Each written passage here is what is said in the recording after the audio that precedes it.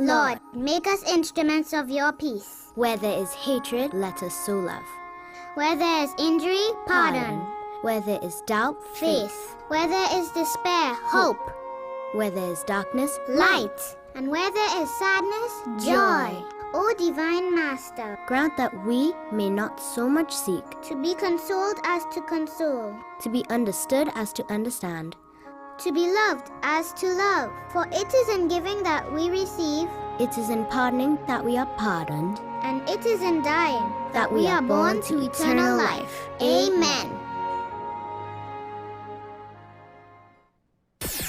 WESN. WESN.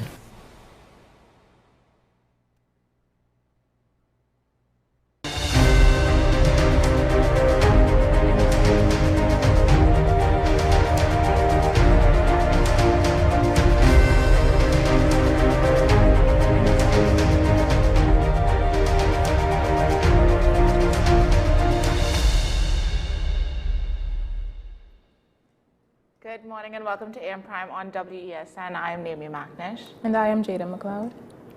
So it's Monday, we just came off of the weekend. How are you this morning? I'm doing well. And the week ahead, I am determined to make it a great one. So yeah, I'm doing well. How are you? Same. I had a very, I wouldn't say restful weekend, but it was a usual weekend for me. You know, I'm currently on, well, this was the last weekend for my swimming, so I'm on vacation from that. So for the next 3 weekends, I'm gonna have free. Very excited about that. But yeah. You know, actually, since we actually bring up the weekend, the Paui Northwest District, that's the Paui churches of Trinidad and Tobago, they would have had their youth week this past week and was absolutely phenomenal. I just wanted to bring them up in that way because it was put on very, very, very well. Very well done. So this morning on AM Prime, we are joined by His Excellency Dr. Clarence Green from the African Diaspora Union, Special Envoy for International Relations and Trade. Dr. Green has been invited to Nigeria this October to represent Trinidad and Tobago at the Union's Global Roundtable, where he will defend the African Descendants Citizenship Bill before the Nigerian Senate. It's a historic innovation, one that places our country in an important international conversation about diaspora, citizenship, and most importantly, identity. We're honored to have him here as his first interview ahead of this global engagement. Good morning and welcome to the program. Good morning, ladies. Thank you very much for having me. Morning, Trinidad and Tobago. It's a privilege to be here. It's a privilege to have you. So congratulations first up on the invitation. How did you feel when you received it? I kind of wanted to pinch myself a little bit, even though, you know, I'm part of the organization for a very long time. Receiving an invitation like this was not something I saw at all coming, but it humbled me and it made me feel, well, you know, I have to be doing something in the line of service to the organization and the world in order to be privileged to be. Not every day you get an opportunity to address a Senate. So yeah, I'm still pinching myself. I would imagine so. I mean, I had a question about the AFRIDU. What does that represent, and what does that, how does its mission connect to Trinidad and Tobago and the Caribbean diaspora? It's simple. If you noticed, AFRIDU is really the short name for a larger name of African Diaspora Union. So AFRIDU is like the name that people kind of get acclimated to real easy. We are basically a civil society organization based out of South Africa. Okay. The president of the organization, Professor Ugu, carries different titles, Archbishop. He's actually Nigerian.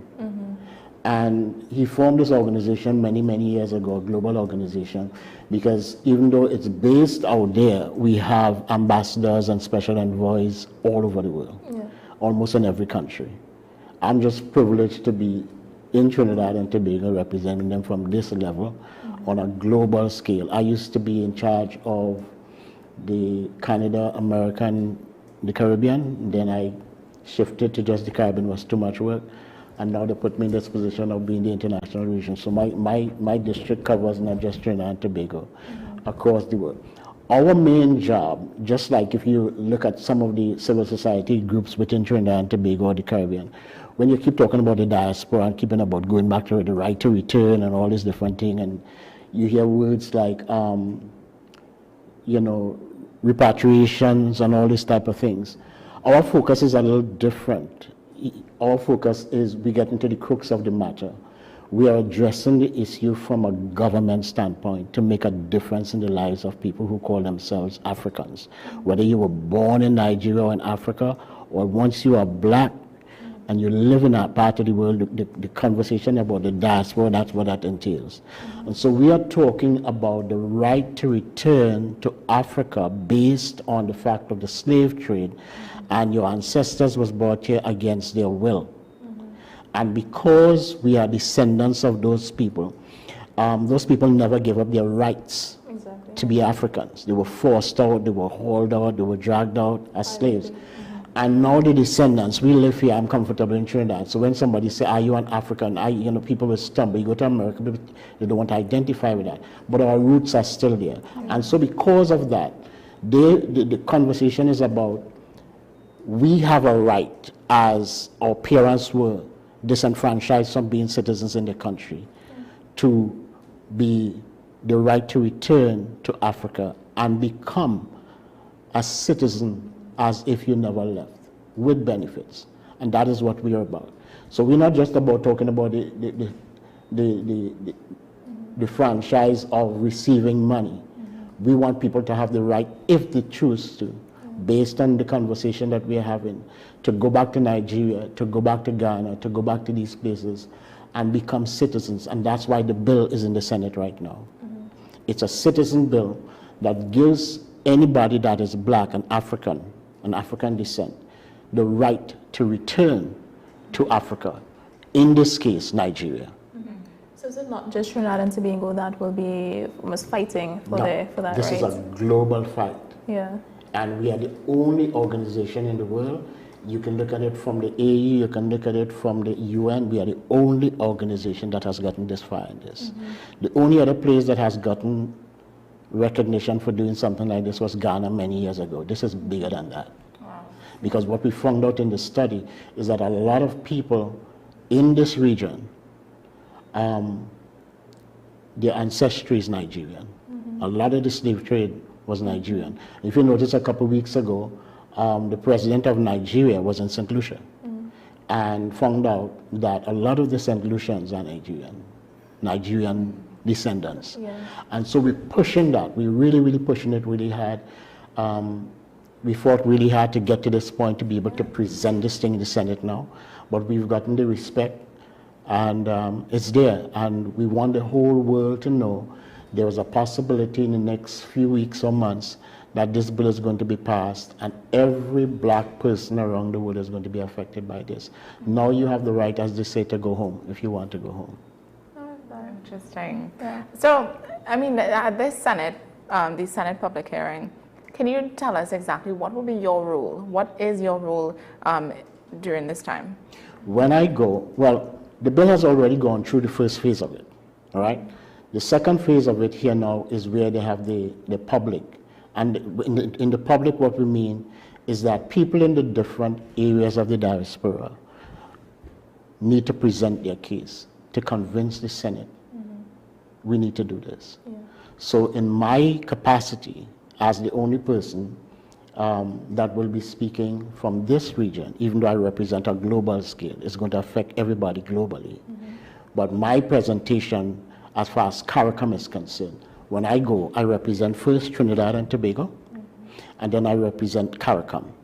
So the leaders of CARICOM needs to be informed of this, because this is way past any conversation CARICOM has had in terms of that, in the history of all the conversations. There's a big push for cultural trade. There's a big push for all kind of different programs you see coming up in the Caribbean, because the African continent is gearing up for something massive and big around the world, especially in the Caribbean.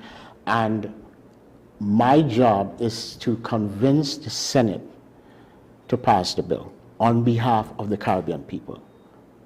But when I'm finished doing that, when the bill passes, and I'm talking positive here now, when the bill passes, it's not going to affect just CARICOM people. It's going to affect every black person, no matter where you live around the world. That's how big and historic it is.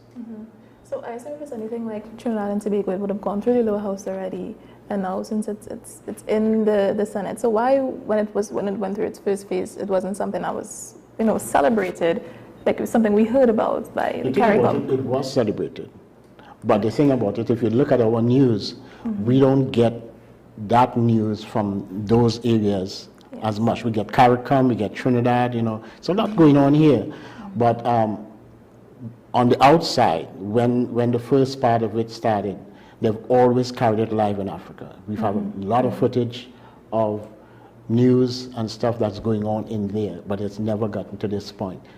Now, I think is a perfect time that it has really made some traction in the Senate to really know this, like this part of the world know what's been happening. This has been a really long fight, and it's not easy to get in front of the Senate in Nigeria. And to get this far as a civil society, that's why they call it a civilian bill, to get this far and get the respect of the Nigerian government to do something like this, or to consider something like this, we had to be doing something right to get to this point. And we're excited. So, what are the major points against what you will be presenting? Listen, the bill has been welcomed. The bill has been really, really welcomed. The challenge of the bill, however, is for those that want to actually go, because Africa is a different place. It's a different culture. I grew up in Trinidad and Tobago. Everything I know is culture here. My family is here. My education is a different level of education. The challenge in the bill is for individuals who decide, okay, I want to live in Africa. You just don't go to Africa just like that. It's not like you went to the United States. Even though we are the same color, there's a whole lot of things you need to know. You need to know about the education, the health care. You need to know about how you're going to fit in, what kind of businesses you're going to do. Everything changes for you. And whether or not where you're going to be accepted, safety, everything comes into play, because you're making a move from, is it in line with what? Looking at banking. Am I secure in banking? Can I use my credit card when I get here? So in considering to make the move, even though the bill is passed, the individuals or whoever it is going, there are three levels. There are those who want to go and live. The second level, which is the tripod stand we're talking about, those who want to go and live, those who just want to go to do business, and those who just want to go visit and feel it out until they get comfortable with being there. There's cultural exchanges you can do like that. You can actually go, there's a lot of business opportunities in Africa, in Nigeria, but you have to be well informed, and you have to do your due diligence in order to make such a move. So reaching this point, do you see any or foresee any challenges that you are concerned about before arriving to state your case and hopefully get the bill passed? My challenge, look, all the excitement I have here about going, and I know the bill is going to be passed. You already had the sponsor in the Senate and everything else for the bill to be passed. The president knows about the bill. All that wonderful things happening. My challenge in getting there, my challenge is, how do I get to Nigeria? Nigeria is not going to Barataria or Tobago.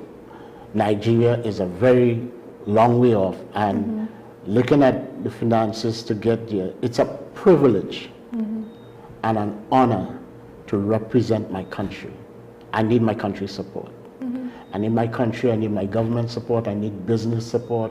And I'm making that appeal based on the question you asked, because it's going to take a tremendous amount of money to get to Nigeria, to represent your country on that level.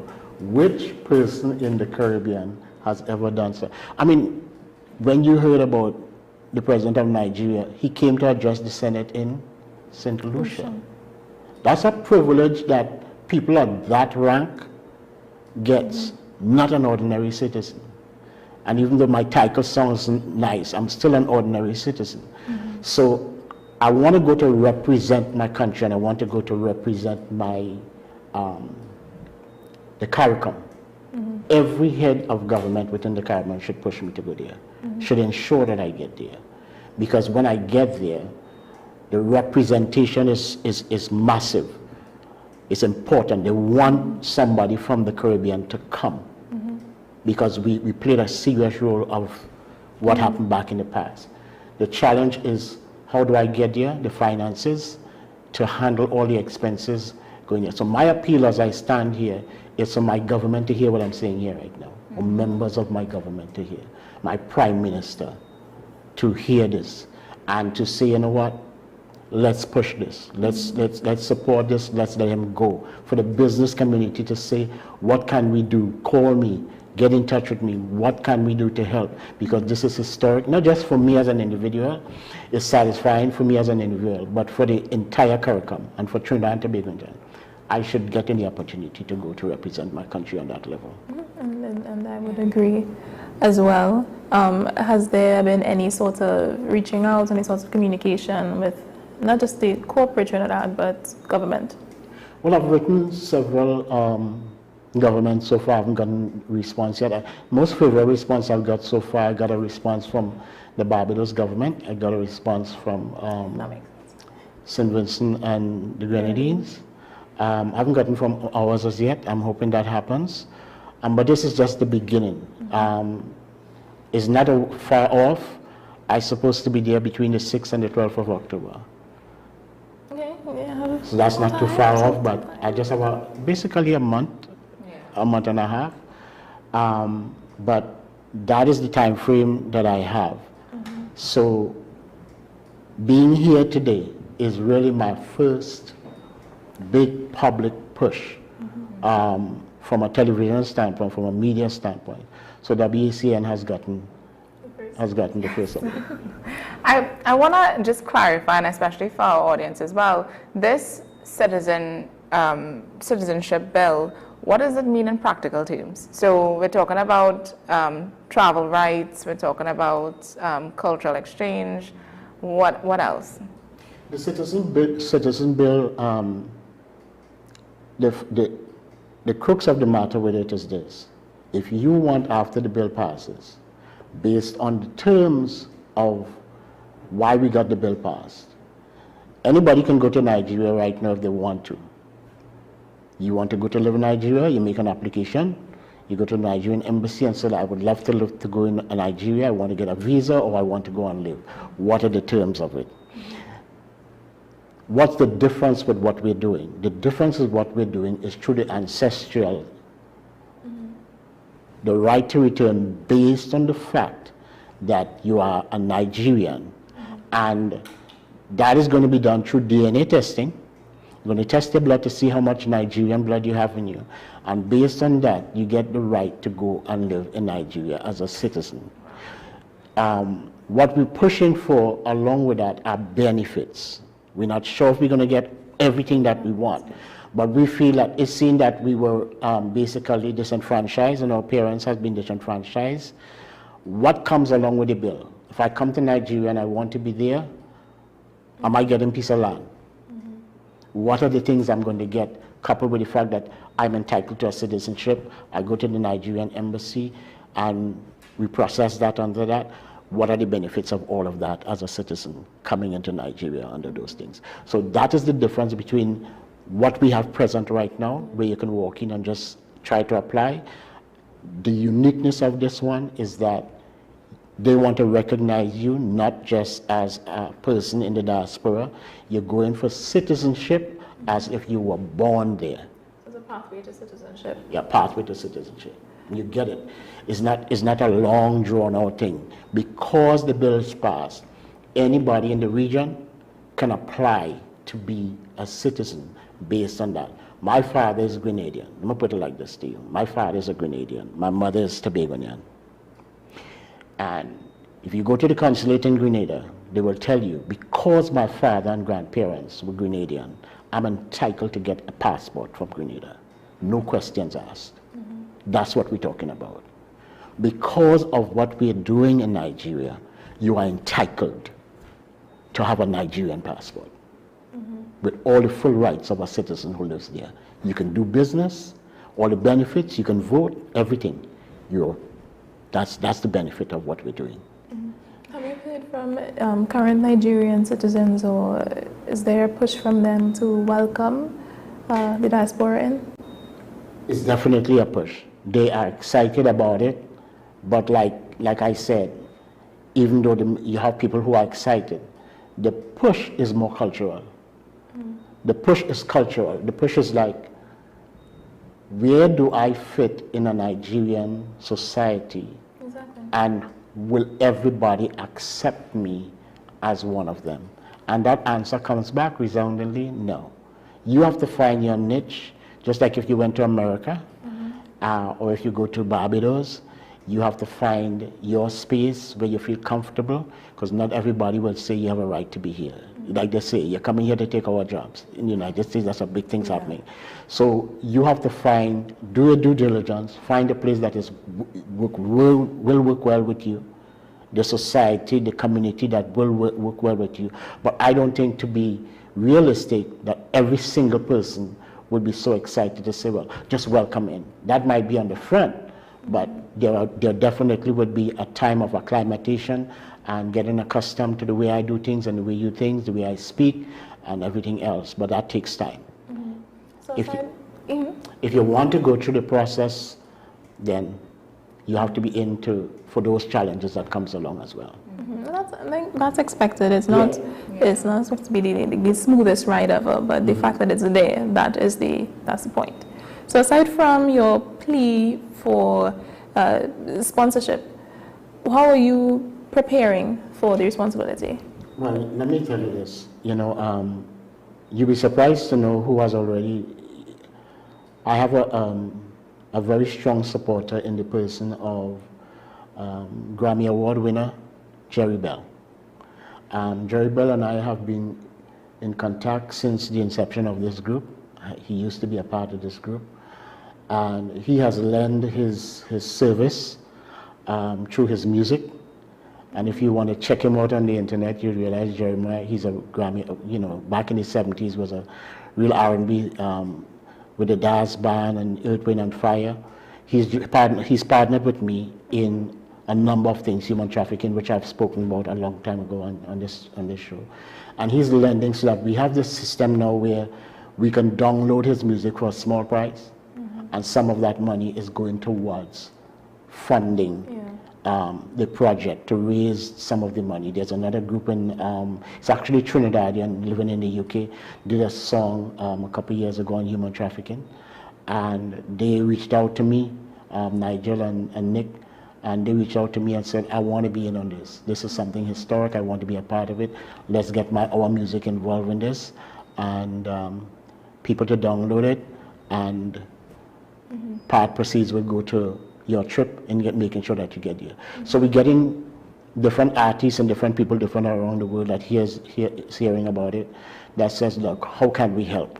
And we hope that even Trinidad artists, whether they want to do a concert for me or whether they want to do some kind of fundraising, businesses, whatever it is they can do to raise the requirement, the money, we'll be grateful. And we are excited about what's happening. To be aligned with people who are Grammy Award winners and stuff is a really amazing thing for me, It's a very congratulatory achievement. So I wish you the best on that for staging. Thank you very much. Can you at least state the goal or ballpark number? Ballpark number, $40,000-$50,000.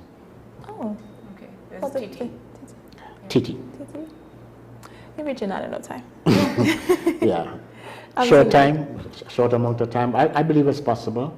And so I'm really reaching out, and I'm hoping that people who are listening right now could pass the message on to those that are not looking on at this time.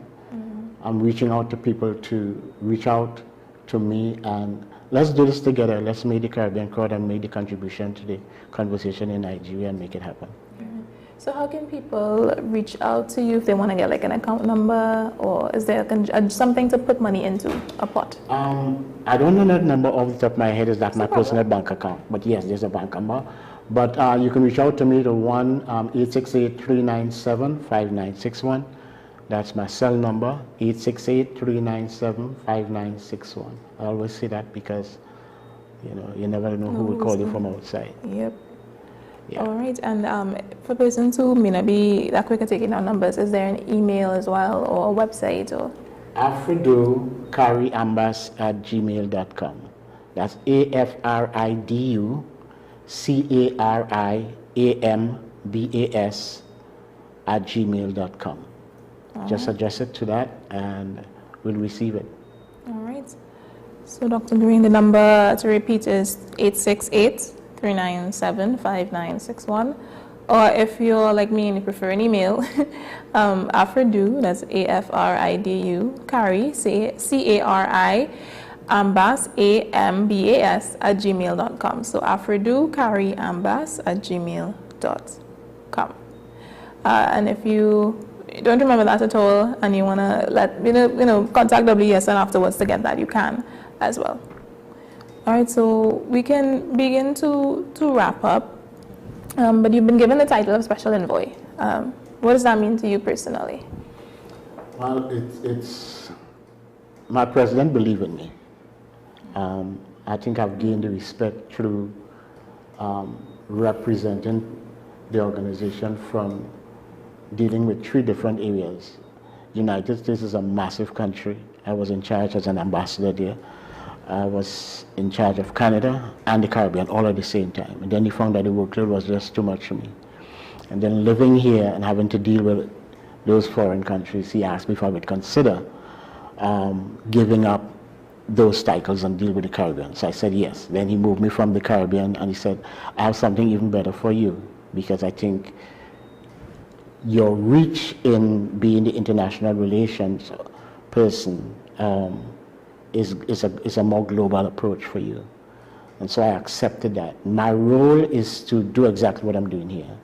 Not just to be on television and all of that, but to convince governments to sit with those people that make a difference in their decision making. For too long, we have a lot of civil society groups within the Caribbean, and there are hundreds of them. That when we look at it, it's a nice cultural event that we have every year in most countries in the Caribbean. What's the next step? The next step is for us to take this thing from just being a cultural event every year and really make a serious impression on people's lives. So that if you want change, change could come with the option of, let me go and see what Nigeria has for me. Let me go and see. So it's to talk to governments and to talk to other groups and to bring us together, not just to talk about reparations and reparative justice in the sense of money, but give people the opportunity to have cultural exchange, to do businesses, because there's so many opportunities out there. Trading blocks are coming together. The Caribbean needs to partner with Africa and partner to do better business, to have trade and all that. And we'll open up that opportunity through the bill so that people have options, not just to sit down and wait on a check at some point in time. If I want to do it, I can do it on my own. I can go to Nigeria and become successful. I can live there. As a matter of fact, one of my friends was telling me recently, if you have about $60,000, you'd be surprised to know what size of house you could build in some of these countries. 60,000 US. So, Okay. one guy said to me, gold to me is like walking out and seeing a stone that you would see in the yard. So because my family have so much gold, because we have the land, I see this every day. It means really nothing to me. But to you, in your part, it would mean much more because it has more value there. Yeah. And so we want to give people the opportunity to go do that. Go see. If you can't go as a citizen, go as a visitor. Yeah. Feel it out. Do your leg work. And gradually might be able to make the change. Yeah. And eventually decide, I want to live here. So right now it's Nigeria, but is there any hope to open it up to any other African nation? Well, as we sit with different countries, like I said, you're looking at Nigeria. Ghana has done it. They went ahead of everybody. Nigeria is doing it. There's other countries that we are talking to right now. It's up to every government. We think that because Nigeria is the biggest black country in the world, That everybody's going to follow. that a lot of people will follow after that because they have a lot of influence over the rest of the continent, a continent of 1.5 billion people. Yes, ma'am. That's the majority of the world. Right? Just think about if WCN should have a piece of that, Yeah. so people could listen to them. That's a big No, chunk. it's really incredible because when you think about tying people back to their roots, it really does give them a sense of pride and just being able to realize or know for certain this is where I come from, and now I'm able to Call it home. And go back to that, even though, you know, especially somebody who would be much older, spent all their time in Trinidad, but not knowing that this is their roots, so this is where their ancestors came from, and I think it's an incredible initiative. I can't wait to get there. Yeah. I just want to be able to, you know, all this African talk I've been hearing since I was a kid, Yeah. to put my feet, you know, I have one of my associates from Guyana. He went last year. He said there's no feeling like touching down in Nigeria, in an African place, and seeing people like yourself. There's another ambassador, she's American, born in New York, moved to Angola, not going back. Not going back. So I go for, you know. Just out of curiosity, I know, so you would have done that testing to see how much Nigerian you have? Not yet. Okay. Definitely before I leave, I want to do it.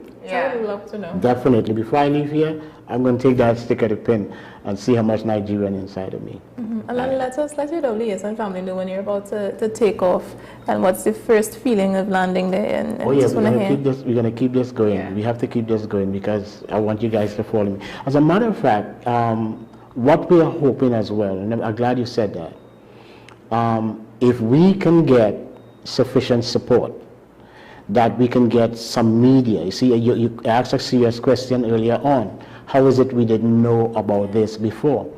If we could get some media people to go with us to bring back the proof that this has happened, bring it back home, show the Trinidad and Tobago and the rest of the Caribbean, it really happened. This is something that happened. You know, you don't want to see me just on YouTube. Bring it back and see me actually addressing the Senate and all that. That's going to be a great experience. So yeah. All right. So as we wrap, what message would you like to leave with the people of Trinidad and Tobago that are listening right now? Or what message would you like people to take away? My people, my government, my business people, my friends, my colleagues, both near and far. This is a privilege that I think that I'm humbled to receive the opportunity to go to Nigeria to address the Senate. We need your help, we need your support. This is important, this is historic. Let's make history together. Let's make something happen within the Caribbean that we can all be proud of. We all know our roots are from. We've been brought up in school thinking that we are Africans. Let us make it happen and in real, that we all can have a piece of document that actually says, not I'm thinking I'm African, but I'm African in the sense that I am a citizen and I have the opportunity to be a citizen. Lend your support to this amazing historic opportunity and just contact me and let's make it happen together. All right. So, as you can see, we've been speaking with His Excellency Dr. Clarence Green, AfriDu Special Envoy, who will be representing Trinidad and Tobago at the AfriDu Global Roundtable in Abuja this October. It's a major step in strengthening our connection to the African continent, and we'll be following his journey very closely. Dr. Green, thank you for joining us, and we wish you every success. I'm really, really happy to be here. Thank you very much for the And just to opportunity. reiterate the number, it's 868-397-5961, 868-397-5961, or you can email at afriducariambas@gmail.com. That spelling is AFRIDUCARIAMBAS@gmail.com. Every success. Thank you very much. Thank you again. We're just about to take a short break and we will be right back with you.